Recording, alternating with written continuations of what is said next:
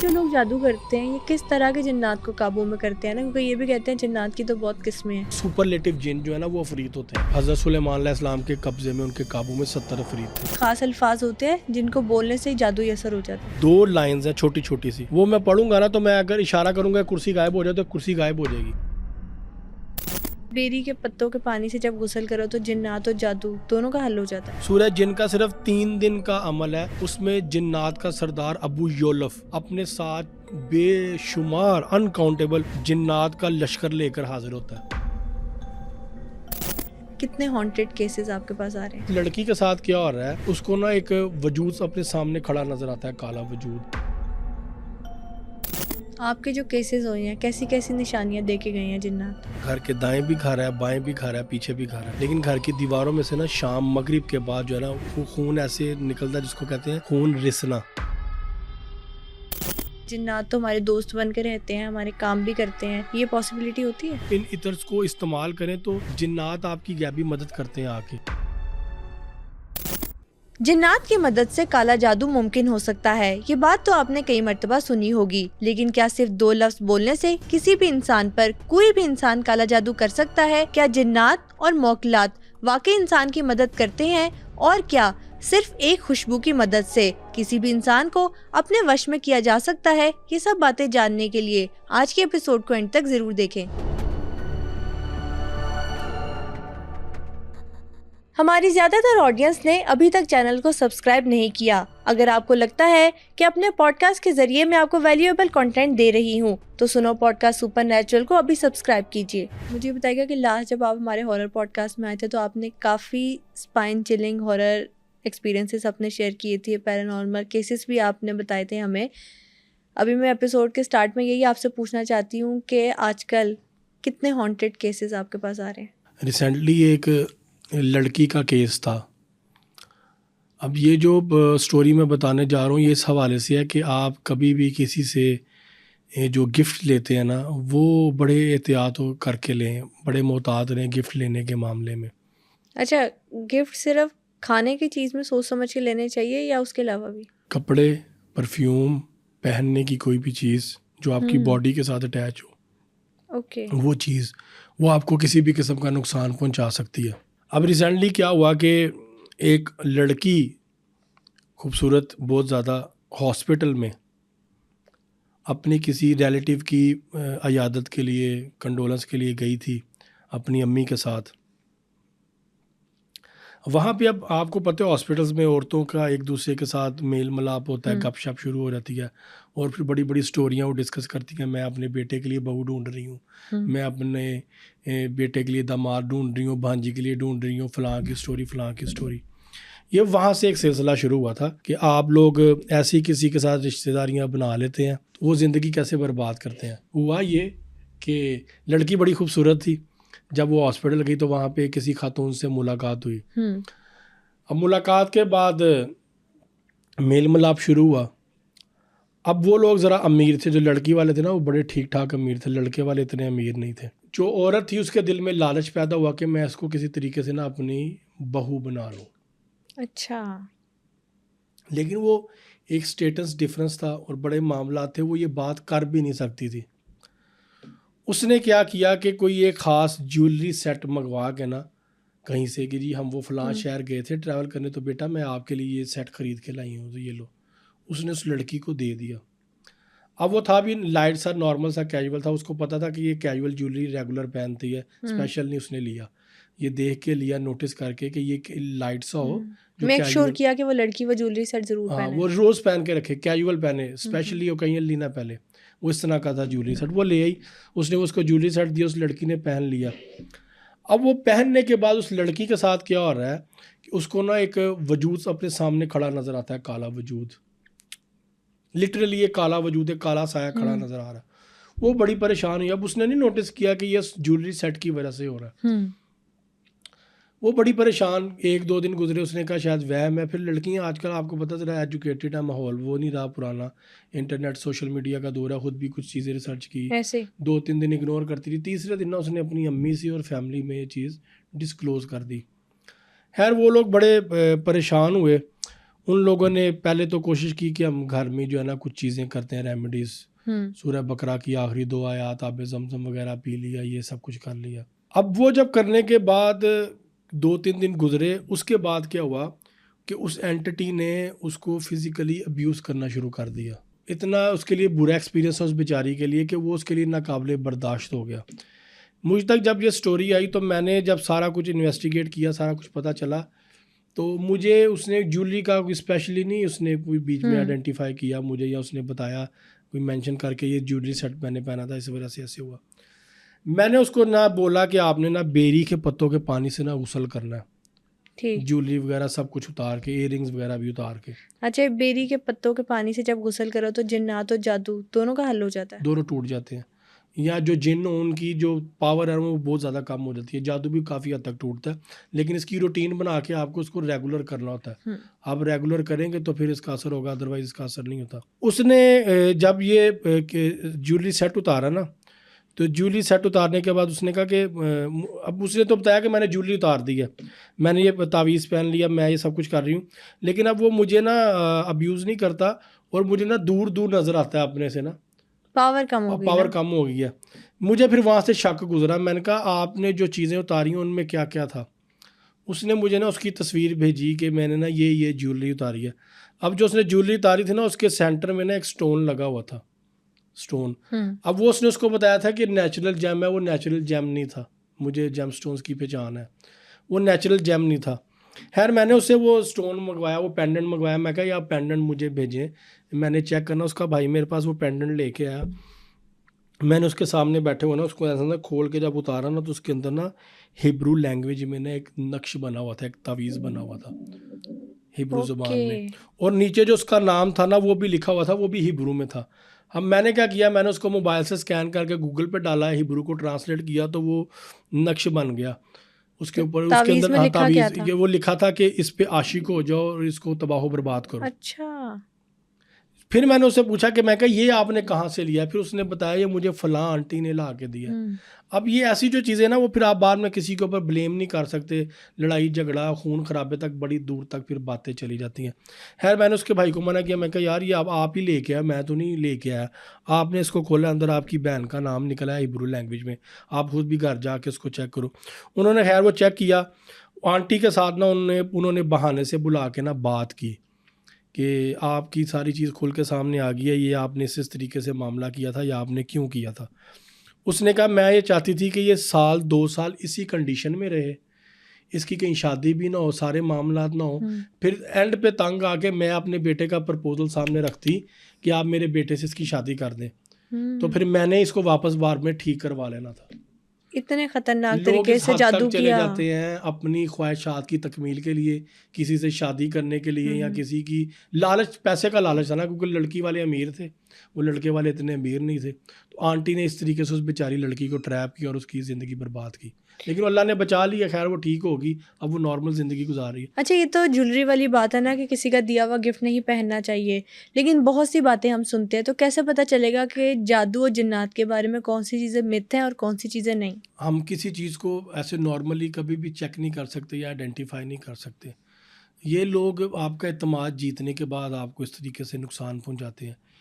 Mystical world है, एक लफ्ज़ बे का नुक्ता है, उसका भी एक असर है। कोई लफ्ज़ बोलते हैं, उस लफ्ज़ का भी एक असर है पूरी यूनिवर्स में, हर चीज़ का कोई ना कोई असर है। ये चीज़ें अल्लाह रब्बुल इज़्ज़त ने कायनात का एक निज़ाम बनाया है, जो कि हम एक आम इंसान की सोच से बहुत बालातर है। बेशक। आज इन पे जब हम बात करते हैं तो हमारा मजाक उड़ाया जाता है। इवन के जो हमारी मुसलमान कम्युनिटी के भी यंगस्टर हैं, आजकल न्यू जनरेशन है, वो भी बड़ा मजाक उड़ाती है। तो मेरा उन सबको मशवरा है कि आप सूरह नमल कुरान पाक में किसी भी फ़िक्र से आपका ताल्लुक़ है, आप उसको पढ़ें, उसके तर्जुमे को पढ़ें, आपको हज़रत सुलेमान अलैहिस्सलाम का एक वाक़या मिलता है। अच्छा, अब ये जो जिस टॉपिक पे हम बात करने जा रहे हैं, इस पे बड़ी चीज़ें कवर होंगी। बिल्कुल ठीक। इस्लामिक पॉइंट ऑफ व्यू से वसीला भी कवर हो जाएगा, शिरक, जो हर बात पे लोग शिरक का फतवा लगाते हैं। मेरे आपके साथ कितने पॉडकास्ट हैं, नीचे फतवे लगे हैं, इसको मार दो, इसको ऐसे कर दो, वैसे कर दो। ये हमारी कम्युनिटी में, हमारी सोसाइटी में बहुत ज़्यादा हो रहा है। तो हज़रत सुलेमान अलैहिस्सलाम बैठे थे, पहले वो चूंटी का वाक़या, फिर हुदहुद परिंदे का वाक़या उसने आके सारा बताया। हज़रत सुलेमान अलैहिस्सलाम ने अपने दरबार में ऐलान किया कि तुम में से कौन है जो मलका बिल्किस का तख्त ला सकता है। ठीक है, अब यहाँ पे एक सवाल पैदा होता है। हज़रत सुलेमान अलैहिस्सलाम हज़रत दाऊद अलैहिस्सलाम के बेटे थे, और जितनी बड़ी सल्तनत, जितनी ज़्यादा पावर्स अल्लाह ताला ने इनको दी थी, इतनी पहले किसी पैगंबर के पास नहीं थी। जिन्नात पे भी इनकी हुकूमत, हवा भी, चूंटियाँ, कीड़े मकोड़े, हशरात, जानवर, हर चीज़ मुसख्खिर थी, इनके कंट्रोल में थी। अफरीद भी थे इनके हज़रत पास। सुलेमान जैसी हुक्मरानी तो बहुत रेयर है। रसूल खुदा सल्लल्लाहु अलैहि वसल्लम तो कुल कायनात के रहमतुल लिल आलमीन है। वो उस पॉइंट ऑफ व्यू पे नहीं आ रहे, हम एक हुकूमत की बात कर रहे हैं जो एक आम लोगों को नज़र आती थी कि क्या रेडियस था, क्या उसका दायरा कार, तो उस पॉइंट ऑफ व्यू से बात कर रहे हैं। तो उनकी हुकूमत इतनी बड़ी थी और वो उन्होंने अल्लाह से मांगी थी। ये उनकी दुआ थी कि अल्लाह मुझे ऐसी हुकूमत देना, ऐसी बादशाह देना जो मेरे अलावा तूने पहले कभी किसी को ना दी हो। अल्लाह ने उनको फिर वही सब कुछ दिया। अब मलका बिल्किस का जो तख्त के बारे में खुद एक परिंदा बता चुका है कि उसकी वजूद वो इतना बड़ा और इस तरीके से है वो तख्त, तो क्या हज़रत सुलेमान अलैहिस्सलाम वो तख्त मंगवाने की दुआ अल्लाह से नहीं कर सकते थे? बेशक कर सकते थे, और वो आ भी जाना था। लेकिन उन्होंने अपने दरबार में मौजूद हवारियों से ये सवाल किया।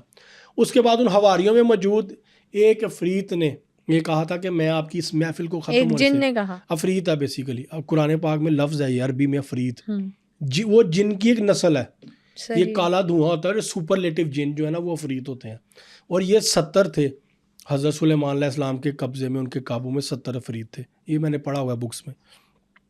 एक अफरीत ने कहा था कि मैं आपकी इस महफिल के ख़त्म होने से पहले उसको मैं मंगवा लूँगा। हज़रत सुलेमान अलैहिस्सलाम ने कहा नहीं, मुझे उससे भी जल्दी चाहिए। तो वहाँ पे एक शख्स मौजूद था जो जिनके बारे में तफसीर में लिखा, वो हज़रत आसिफ बिन बरखिया थे। और ये आयात में है कि उनके पास इल्मुल किताब था, किताब का इल्म था। अब यहाँ पे जाके ना एक लंबी एक बहस शुरू होती है और बड़ी चीज़ें यहाँ पे फिर जिक्र आता है इसमें आज़म का। टोटल 73 हैं, ठीक है, उसमें से 72 अल्लाह ने अहले बैत को दिए और एक अल्लाह ने अपने पास रखा ताकि मुझे में और मेरी मखलूक में फ़र्क रहे। अहले बैत अल्लाह की मखलूक है, तो उनमें और अल्लाह में डिफरेंस के लिए अल्लाह ने 72 उनको दिए हैं और एक उनके पास था। और इस तरह के जो इसमें आज़म है, जो वो पहले भी कुछ पैगंबरों को मिले हैं, उसकी तादाद अलग है। किसी को 4 मिले, किसी को 2 मिले, ठीक है। हज़रत मूसा को 2 मिले थे जिससे वो मुर्दे भी ज़िंदा करते थे। ये भी रवायात में मौजूद है, तफसीर में मौजूद है। तो अब ये इसके अंदर देखें, इस पूरी सूरत के इस वाक़ियत के अंदर, वाक़यात में, इस पूरे वाक़े में, इस पूरी स्टोरी में, आपको इस पूरे चैप्टर में बड़ी चीज़ें क्लियर हो जाती हैं। अल्लाह रब्बुल इज़्ज़त ने हर चीज़ का एक सिस्टम बनाया है, और जिन्नात के अलावा भी कुछ बोलने का एक तरीका, कुछ ख़ास अल्फाज, कुछ ऐसे साउंड, कुछ ऐसे लफ्ज़ ऐसे मौजूद हैं कि जिनके बोलने से कुछ भी हो सकता है। कि वो मलका बिल्किस का जो सफ़र था ना, अगर कोई तख्त लेने जाता तो 6 महीने जाने का था और 6 महीने आने का था। 1 साल का डिस्टेंस था वहाँ से, जहाँ पे वो तख्त पलक झपकने से पहले, झपक होता है कि पलक बंद होने के बाद वापस अपनी जगह पे आती है, वो वापस अपनी जगह पे आई नहीं थी, उससे पहले वो तख्त हज़रत सुलेमान अलैहिस्सलाम के पहलू में आ गया था। तो इस बात की दलील है कि अगर आप किसी इल्म को, किसी ज़िक्र को, किसी चीज़ को पॉजिटिव वे में यूज़ कर रहे हैं, डेट्स नॉट कॉल्ड द शिरक, वो शिरक नहीं होता। उन्होंने जो इल्म किताब का इल्म जो हज़रत आसिफ बिन बरखिया ने यूज़ किया, जिसके पढ़ने से वो तख्त बिल्किस है, वो भी अल्लाह का ही कलाम था, ठीक है। और हज़रत सुलेमान अलैहिस्सलाम साहिब शरीयत, एक पैगंबर अल्लाह के, इतनी बड़ी बादशाह के मालिक, वो चाहते तो दुआ पढ़ते। और उनके पास, आपको पता है, हज़रत सुलेमान अलैहिस्सलाम के पास उड़ने वाला कारपेट भी था। ये जो हमने अलादीन मूवीज में देखा, वो हवा में उड़ता था।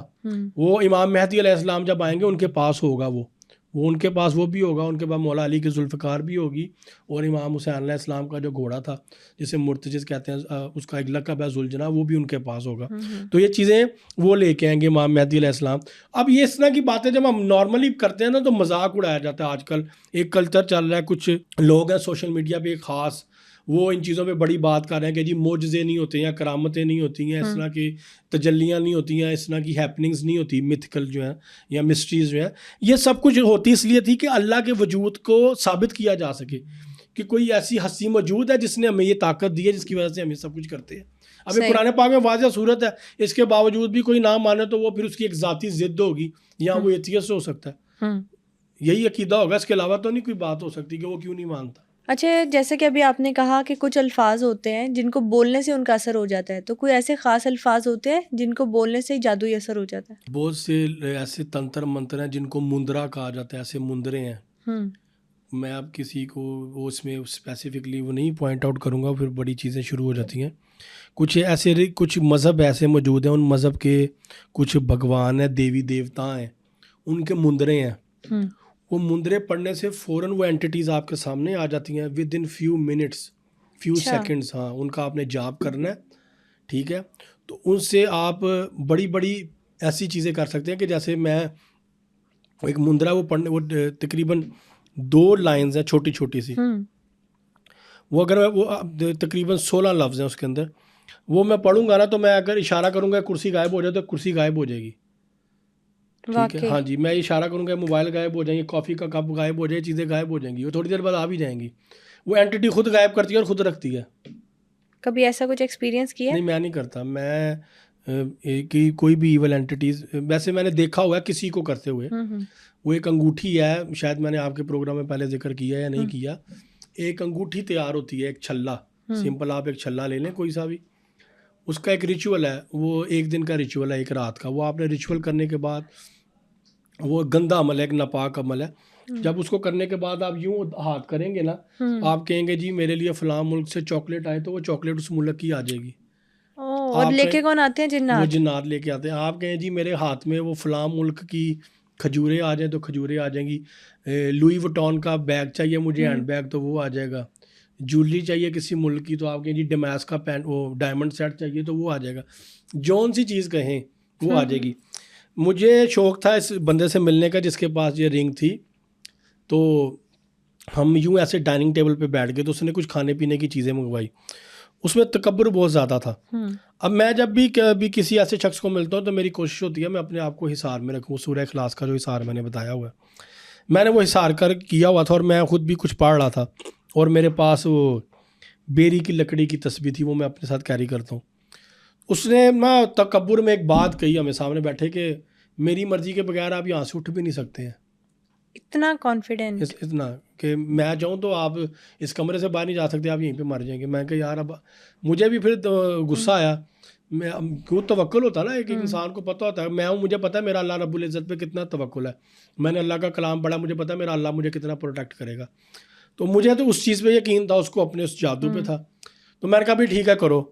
तो उसने पढ़ना शुरू किया।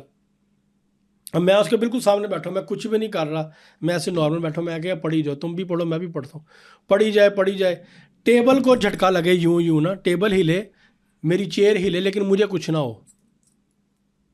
एट दी एंड वो बस इतना कर सका कि मेरे पास आके चीज़ें, अब गिलास उड़ के मुझे लगने की बजाय मेरे पास गिर गया।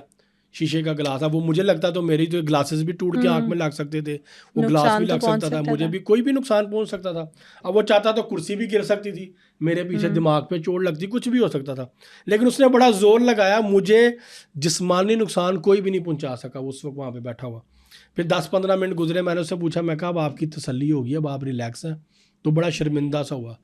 तो कहता तू कुछ सीखे है, कुछ पढ़ने ऐसा। मैं कहा यार, मैं भी इसमें आज़म पढ़ा था, मुझे भी कुरान की आयतें याद है अल्हम्दुलिल्लाह, मैं भी अल्लाह का कलाम पढ़ा था। अगर तुम्हें अपने जिन पे और अपनी ताकत पे बड़ा मान है, मुझे भी अल्लाह पे बड़ा मान है। अच्छा, ये जो लोग जादू करते हैं, ये किस तरह के जिन्नात को काबू में करते हैं ना? क्योंकि ये भी कहते हैं जिन्नात की तो बहुत किस्में हैं। देखिए, अच्छे जिन्नात को भी काबू किया जाता है, बुरे भी। लोगों ने 40-40 दिन के वसीफ़े और चिल्ले बनाए हुए हैं, ऐसा कुछ नहीं है। सूरह जिन का जो मेरे पास एक लिखा हुआ अमल है, मैं करता नहीं हूँ। सूरह जिन का सिर्फ 3 दिन का अमल है। उसमें जिन्नात का सरदार अबू योलफ, जो सूरह जिन का मुकर्रर मोकल जिन है, अबू योलफ, अपने साथ बेशुमार अनकाउंटेबल जिन्नात का लश्कर लेकर हाजिर होता है 3 दिन में, सिर्फ 3 दिन में। Oh my God. फिर आप उससे अपनी कोई भी डिमांड और कोई भी जो मामला हैं वो आप कर सकते हैं। अच्छा, कभी किसी जिन ने आपके सामने आके कोई डिमांड रखी है अपनी? हाँ, जिनका मैं अक्सर इलाज करता हूँ, उनके अंदर से जो जिन बोलते हैं, वो अलग अलग डिमांड्स रखते हैं सामने। जैसे कि? गोश्त चाहिए बहुत ज़्यादा, मिठाई चाहिए बहुत ज़्यादा। कभी कभी उनकी फैमिली में कोई लड़की होती है, वो कहते हैं हमें लड़की दे दें, जानबूझ के डिस्ट्रैक्ट करने के लिए। हालांकि उनका कंसर्न नहीं बनता, कभी कभी जेन्युइनली भी मांग रहे होते हैं, लेकिन मैं जिन्नात की डिमांड्स पूरी नहीं करता। तो भगाते कैसे हैं फिर? वो फिर लड़के, देखिए, अगर आपने जिन की एक बार डिमांड पूरी कर दी ना, तो ये बाद में मुकर भी सकते हैं। वाज़िया रवायत है, हदीस है कि जिन्नात पे कभी भी यकीन नहीं करना चाहिए, झूठ इनकी फितरत है, झूठ बोलते हैं। ये कहते हैं हम जा रहे हैं, निशानी भी दे के जाते हैं, लेकिन जाते नहीं हैं, फिर आ जाते हैं। तो मैं इसलिए इन पे रिलाई नहीं करता। मेरा वो फिर इनके साथ लड़ने वाला जो सीन है, मैं उस पर ज़्यादा रिलाई करता हूँ। आपके जो केसेस हुए हैं, कैसी कैसी निशानियां देखे गई हैं जिन्नात? ज़्यादातर तो है वो चीज़ को खटका के जाते हैं, दरवाजे को खोल के बंद करते हैं, या पास कोई फानूस पड़ा होगा, कोई ऐसी चीज़ पड़ी होगी, उसको गिरा के चले जाते हैं। सबसे मुश्किल केस कौन सा था हैंडल करने के लिए? रिसेंटली एक केस था मेरे पास, वो भी बड़ा एक्सपीरियंस था मेरे लिए, वो बड़ा हॉरर एक्सपीरियंस था। लेकिन जो तकरीबन 2016 का एक केस है मेरे पास, वो बड़ा खौफनाक था कि वो मैंने वो मेरे रिलेटिव्स में से ही था, फीमेल थी, तो उनके ना सगे ताया ने उन पे किया हुआ था जादू। उनके वालिद साहब को भी मारा था जादू से, प्रॉपर्टी का सारा सीन था। उनके वालिद साहब को ब्रेन हेमरेज हो गया, उनकी डेथ होगी, फिर उनकी फैमिली बड़ी डिस्टर्ब होगी, फाइनेंशियली बड़ा डाउनफॉल हो गया। वो असल में ना, वो जो उनका ताया था, वो चाहता था कि मैं अपनी इस भाभी से अब शादी कर लूँ ओह। और ये प्रॉपर्टी वगैरह सारी मेरे हाथ में आ जाए। उस तरह से उसने आ किया हुआ जाती। था जादू। अब इकलौती बेटी थी, इकलौता बेटा था, और बेटे को साल ले जाके बेटे से करवाया, बच्चा छोटा था उस वक्त। उसको मियानी साहब कब्रिस्तान ले जाके, और कब्र के पीछे एक दरख्त था, उसके ऊपर कील ठुकवाए, वो तावीज़ ठुकवाए। उस बेचारे को यही नहीं पता कि मैं जादू अपनी सगी बहन पे कर रहा हूँ। उसको साथ ले गया, भाई वो तो तुम लोगों पे किसी ने जादू किया, रिज़्क़ की बंदिश है, पैसे नहीं आ रहे, तो बेटा ये उसके लिए है। वो चले गए, उन्होंने जाके तावीज़ वगैरह किए। अब उस लड़की के ऊपर जिन हाजिर होना शुरू हो गया था। वो लड़की का नॉर्मल बॉडी स्ट्रक्चर था, ज़्यादा हेल्दी या मोटी नहीं थी, लेकिन उसको 10 बंदे भी सोफे से पकड़ के हिला नहीं सकते थे। ये मैंने खुद एक्सपीरियंस किया है। उनके घर के बिल्कुल साथ मस्जिद थी, मस्जिद में अजान शुरू होगी, मैंने कुरान पाक मंगवाया, सूरह बकरा की आखिरी 2 आयत मैंने ऊंची ऊंची पढ़नी शुरू की। पानी पे पढ़ के मैं उसको पानी के जो छींटे उसके चेहरे पे मारूं, लेकिन वो मुस्कुरा रही आगे से, है। मैं नहीं जाना, मैं लैके जाना, तू मेरा कुछ नहीं बिगाड़ सकता। कितना पंजाबी बोल रही। खौफनाक मोमेंट होगा। अब वो जब कोई आपको ये कहता है ना कि मैंने इसको लेके जाना है, वो सबके लिए शॉकिंग होता है, थ्रिलिंग होता है कि अब उधर किसी की जान जाने का खतरा है। आपके लिए वो बड़ी चीज़, वो खौफजदा करने वाली होती है कि यार इसको कुछ हो ना जाए, बिल्कुल या ऐसे ही। आपको कुछ ना हो जाए। जो अगर इसको मारने की बात कर रहा है, वो आपको भी मार सकता है। फिर वो मजबूरन क्या कि मैंने वो फिर ग्लव्स पहन के ना हाथ पे, तो उस लड़की के सर के बाल पकड़ के ना, फिर उसके मुंह पे पानी के छींटे मारने शुरू किए। फिर उसको वो पानी पिलाया, और फिर उसके कानों में ना सूरह बकरा की आखिरी 2 आयत पढ़ के ना दोनों कानों में फूंक मारी थी। तब फिर उसकी चीज़ ने ना उसके जिस्म के वजूद को छोड़ा था। तो फिर गया कैसे जिन? उस वक्त मार खा के गया था, वो अजियत मिल रही होती है। जो हमारा मारना होता है, ये रूहानी तौर पे होता है कि जो इस तरह की रेमेडीज़ हैं, जो पानी था आब जमजम, उसके ऊपर सूरह बकरा की आखिरी 2 आयत पढ़ के, या और भी जो जिक्र अस्कार करके वो पानी पिलाना, उस पानी के छींटे मारना, उस वजह से जो है ना फिर इनको अजियत मिलती है, फिर इनकी पावर जो है ना वो टूटती है, फिर ये वजूद को छोड़ती है। कोई recently shocking paranormal case experience किया है? हाँ जी, एक केस मेरे पास आया था कुछ अर्सा पहले। उनके साथ सीन ये था कि उनके घर की दीवारों में से ना खून निकलता था। घर के दाएं भी घर है, बाएं भी घर है, पीछे भी घर है, लेकिन घर की दीवारों में से ना शाम मगरिब के बाद जो है ना वो खून ऐसे निकलता है, जिसको कहते हैं खून रिसना, जैसे बारिश का पानी दीवार में से लीक होके आ रहा, उस तरह से। और वो कुछ देर बाद ख़त्म हो जाता था, उसके निशान बाकी कभी कभी रहते थे, कभी कभी नहीं रहते थे। पहले तो उन्हें लगा कि शायद कोई दाएं बाएं किसी घर से कोई लाल रंग है वो निकल गया था, लेकिन जब वो कुछ निशान सूखे, उन्होंने उसकी सफ़ेदी को खुरच के देखा, तो वो ऐसे था कि जैसे खून हो। अब देखें, एक घर में नॉर्मल एक फैमिली रह रही हो आराम से सुकून से, और वो रिसेंटली इस घर में शिफ्ट हुए थे, और बेहतरीन घर, बड़ा खूबसूरत, महीना 2 महीने हुए थे, कोई पैरानॉर्मल वाक़या उनके साथ पेश नहीं आता था। लेकिन अचानक से आपके घर की दीवारों में से रात को खून निकलना शुरू होता है, इंसान तो खौफज़दा होगा की बात तो है कि जी समझ नहीं आ रही है कहाँ से खून निकल रहा है। उन्होंने बड़ी कोशिशें की, बड़े लोगों का, सब ने कहा जी आपके घर पे जादू हो गया, जिन्नात ये कर रहे हैं, जादू हो गया, जादू हो गया। अब वो जादू कैसे हुआ, असल चीज़ थी ये पकड़ना कि सारे मामला कैसे हैं, क्योंकि कुछ लोगों से उन्होंने इलाज करवाया भी, कुछ लोगों को बुलाया। वो क्या करते थे कि अमलियात करते थे, हिसार करते थे, कीलते थे, 2-3 दिन बाद ठीक हो जाते थे मामला। मेरे पास जब वो केस आया तो मैंने, क्योंकि मैंने हमेशा से अपनी आदत रखी है, मैं केस को इन्वेस्टिगेट करता हूँ शुरू से आखिर तक, शुरू से एंड तक देखना होता है कि ये वाक़या शुरू कब हुआ, जब ये शुरू हुआ उससे पहले या उस दौरान क्या क्या हादसा, क्या क्या वाक़यात पेश आए थे। जब वो इन्वेस्टिगेट किया तो पता चला उस घर का जो माली था वो बिक गया था। ओह, वो बिका भी, ये उनके बात किसी हुई। रिलेटिव ने ख़रीदा माली को, उसको ला के दी कोई ख़ास किस्म की मट्टी। उस मट्टी को उसने घर के अंदर जो पौधे लगे हुए थे ना, उनके घर के जो आप पोर्च से एंटर होते हैं अंदर अपने घर के इनर एरिया में, उसके साइडों पे भी जो पौधे थे या ऊपर टेरेस में भी जो पड़े थे, जहाँ जहाँ पे भी, उसने वो थोड़ी थोड़ी मट्टी जो है ना वो उन सब जगहों पे डाल दी थी। अब वो मट्टी जो थी वो थी कब्रिस्तान की मट्टी, जिसकी वजह से ये शैतानी मखलूक़ात वहाँ पे ज़ाहिर होती थी। और ऐन मुमकिन है कि वो मट्टी हो किसी ऐसे शख्स की जिसका कि कत्ल हुआ हो, ये क्या क्योंकि वजह खून है? ज़ाहिर हो रहा था ना, ओके। खून ज़ाहिर हो रहा था। तो ये सिर्फ साइन इसी चीज़ का है कि जिसका कत्ल हुआ होगा ये उसकी कब्र की मट्टी होगी या एक्सीडेंट में मरा होगा। इन दोनों में से कोई एक काम हुआ होगा जिसकी कब्र की मट्टी को उस घर में डाला गया, तो उस घर में दीवारों में से खून निकलता है। अभी हमने अपने पॉडकास्ट में ना मिथ्स की भी बात की, तो जो लोग कहते हैं कि जिन्नात तो हमारे दोस्त बन के रहते हैं, हमारे काम भी करते हैं, ये पॉसिबिलिटी होती है? हाँ बिल्कुल होती है। बल्कि 2-3 इतर हैं बड़े मशहूर, ये जो फ्रेगरेंस ऑयल मिलते हैं इतर, ये है उनके बारे में है कि अगर आप, मैं भी बल्कि कुछ तैयार करके देता हूँ ऐसे कि आप इन इतर्स को इस्तेमाल करें तो जिन्नात आपकी गैबी मदद करते हैं आके। फॉर एग्ज़ाम्पल कि आप किसी जगह पे किसी लंबी क्यू में हैं जहाँ पे आपको 2-2.5 घंटे लग जाएंगे, तो अचानक से कोई आएगा, मैडम आप आगे आ जाएं, आपको आगे ले जाएगा, ठीक है। अच्छा।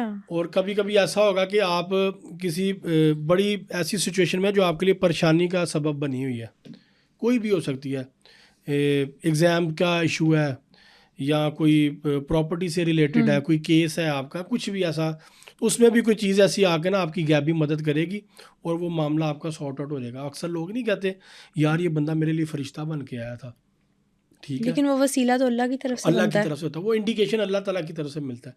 ये जितनी भी चीज़ें हैं देखें, ये अल्लाह की मर्ज़ी से करती हैं, अल्लाह का हुक्म इसमें ये ज़रूरी नहीं है। देखें, लोग कहते हैं जी मेरे साथ बुरा हुआ है, अल्लाह का हुक्म था, नहीं ऐसा नहीं है, अल्लाह की मर्ज़ी होती है। आपके साथ जो कुछ बुरा हो रहा था, गलतियाँ हो रही होती हैं, नुकसान हो रहा हो, तो उसमें आप भी बहुत हद तक कसूरवार होते हैं, ठीक है। अल्लाह की ज़ात आदिल है, पॉसिबिलिटी हो अल्लाह सकती की है। ज़ात वो किसी, अल्लाह नहीं किसी के साथ ज़्यादती करता। सूरह बकरा बेशक की ऐसे आखिरी ही दो है। आयत में से है, मैं किसी शख्स पे आजमाइश अगर हो तो मैं उसकी बर्दाश्त से ज़्यादा उस पर बोझ नहीं डालता, ऐसे ही है ठीक बिल्कुल। है। तो ये हम लोगों की अपनी कमियां कोताहियां या खामियां होती हैं। अच्छा, इस खुशबू की मदद से कभी जिन्नात ने या पैरानॉर्मल एंटिटी ने आपकी मदद की है? एक सीन था कि मुझे कोई एडवर्टाइजमेंट एजेंसी में ना एक ऐड लगवाना था।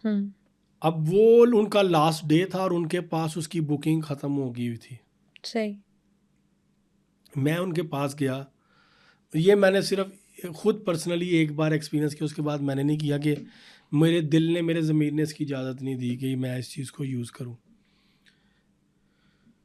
मैं जब गया तो उनके मैनेजर ने बोला जी हम नहीं कर सकते, ये ख़त्म हो गया, वो देखें फुल हो गया, सारी बुकिंग फुल हो गई, अब तो ये कल पब्लिशिंग में जा रही है। तो मैं कहा यार आप मेरी अपने ऑनर से बात करवाएं जो आपकी अथॉरिटी है। उन्होंने कहा वो खड़े हैं आगा जी, बात करें आप उनसे। मैं गया उनके पास, मैंने उनसे जाके रिक्वेस्ट की। अब वो ना मैंने अपनी दाढ़ी पे लगाया हुआ था।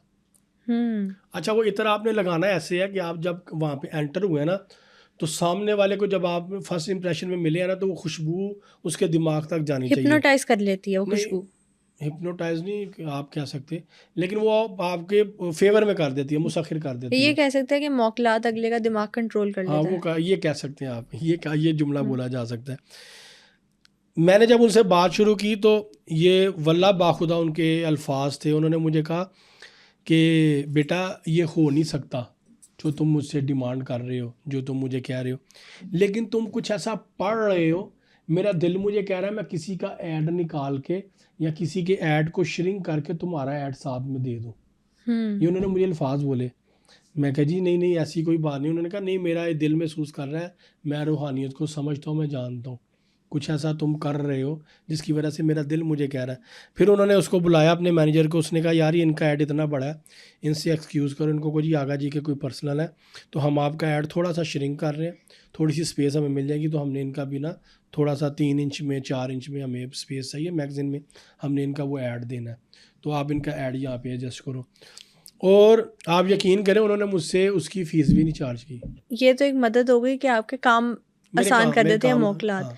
और भी किस किस तरह की मदद वैसे करते हैं नॉर्मली जो मौकलात होते हैं? तो मदद मौकलात करते हैं, जिन्नात नहीं करते। मोकल जिन एक ही चीज़ है, फरिश्ते भी हो सकते हैं, मोकलात जिन्नात भी हो सकते हैं। ये ज़रूरी नहीं है कि वो जिन ही हो, मुवक्किलात फरिश्ते भी होते हैं, मुवक्किलात में जिन भी होते हैं। अब आपकी गैप से कौन मदद कर रहा है, ये आपके लिए जज करना बड़ा मुश्किल हो जाता है, डायग्नोज करना या उसको आइडेंटिफाई करना कि ये मखलूक कौन सी थी जिसने मेरी मदद की है।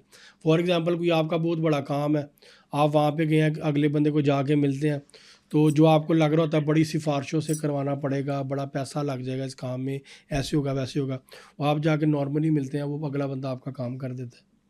ओके जी, अप्रूव्ड, पास कर दिया, साइन कर दिए, काम हो गया। ठीक है। इस तरह के बहुत से मामलात आते हैं लोगों के साथ पेश, मेरे साथ भी हुए हैं और भी बहुत से लोग हैं जिनके साथ ये होते हैं। बिल्कुल ठीक हो गया। लास्ट में ना पॉडकास्ट में आपने जो सूरह इखलास का हिसार है उसकी बात की थी, वो एक दफ़ा लास्ट पे शेयर कर दे ऑडियंस की गाइडेंस के लिए। किताब है एक मुफातिहुल जनान, उसमें इमाम जाफ़र सादिक अलैहिस्सलाम और रसूल खुदा सल्लल्लाहु सल्लल्लाहु अलैहि अलैहि वसल्लम। वसल्लम से मंसूब एक हिसार का मिलता है तरीका कि सूरह इखलास को आप 7 सिमत में पढ़ के अपने जिस्म पे फूंक लें।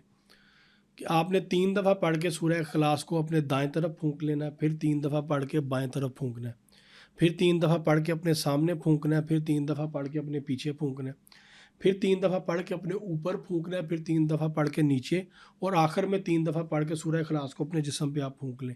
ये आपको हर तरफ से सूरह इखलास का हिसार हो जाता है। और इस हिसार से अल्हम्दुलिल्लाह अल्हम्दुलिल्लाह आप हर तरह के नुकसान और हर तरह की नागहानी आफत, हादसे से और बलाओं से आप बच जाते हैं, महफूज रहते हैं। और अगर आप ये हिसार करते हुए जब भी आपने 3-3 दफ़ा सूरह इखलास पढ़नी है, अगर आप सूरह इखलास को एक सांस में पढ़ें तो वो और ज़्यादा स्ट्रॉन्ग हो जाएगा। जिस चीज़ को, जिस लफ्ज़ को, जिस ज़िक्र को एक सांस में कंप्लीट किया जाए, उसकी इंटेंसिटी, उसकी डोज, उसकी पावर जो है वो इंक्रीज़ हो जाती है। बिल्कुल ठीक हो गया। Thank you so much for guidance doctor Farooq, और थैंक यू सो मच आपने आज की जो पॉडकास्ट है उसमें ब्लैक मैजिक और जिन्नात से रिलेटेड जिन बातों को मिथ समझा जाता है उन पर भी थोड़ी सी क्लैरिटी दी, और जो आपके साथ पैरानॉर्मल एक्सपीरियंसेस हुए हैं, जो केसेस आपने टैकल किए, उनके थ्रू क्या क्या ऑडियंस को गाइडेंस मिल सकती है, वो भी हमारे साथ शेयर किया। Thank you so much for coming. Welcome. आज के एपिसोड में हमने पैरानॉर्मल एक्सपर्ट फारूक शाह के साथ होने वाले हॉरर एक्सपीरियंसेस और उनके डील किए गए पैरानॉर्मल एक्सपीरियंसेस जाने। बहुत जल्द हॉरर पॉडकास्ट की एक नई एपिसोड के साथ हाजिर होंगे। Till then stay tuned.